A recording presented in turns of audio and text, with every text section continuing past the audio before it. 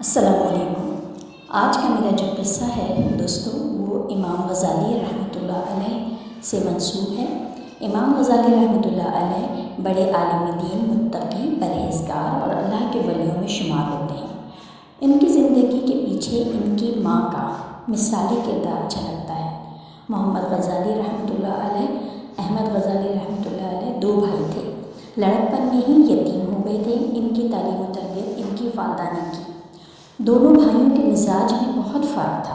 امام غزالی رحمۃ اللہ علیہ اپنے دور کے بڑے واعظوں اور خطیبوں میں شمار ہوتے تھے اور مسجد میں نماز پڑھاتے تھے، جبکہ ان کے بھائی بھی عالم تھے اور نیک تھے، لیکن مسجد میں نماز پڑھنے کے بجائے اپنی الگ نماز پڑھتے تھے۔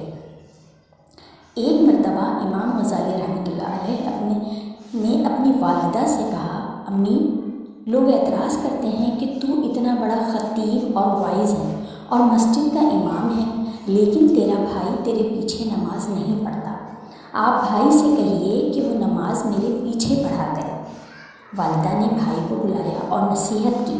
چنانچہ اگلی نماز کا وقت آیا تو امام غزالی رحمۃ اللہ علیہ نماز پڑھانے لگے تو ان کے بھائی نے ان کے پیچھے نیت باندھی، لیکن ایک رکعت پڑھی اور دوسری رکعت شروع ہونے سے قبل ہی نماز توڑ دی اور جماعت میں سے نکل کر مسجد سے باہر چلے گئے۔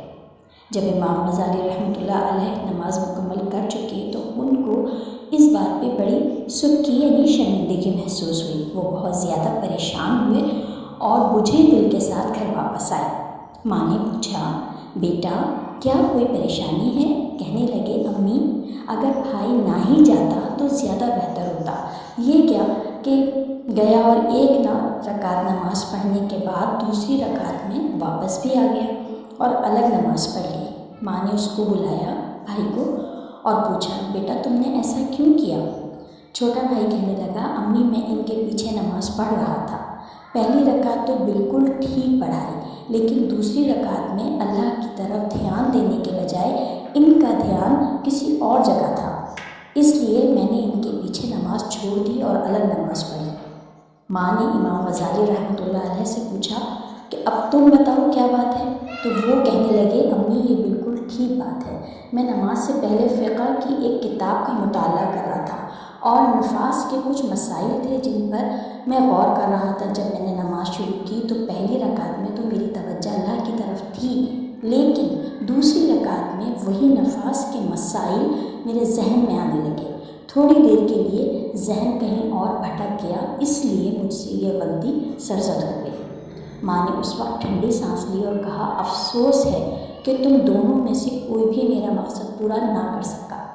اس جواب کو سنا تو دونوں بھائی پریشان ہو گئے۔ امام غزالی رحمۃ اللہ علیہ نے معافی مانگی، مگر دوسرا بھائی بولا، امی مجھے تو کشف ہوا تھا اور اسی وجہ سے میں نے نماز توڑ دی تھی، تو میں آپ کے مقصد میں پورا کیوں کر نہ اتر سکا؟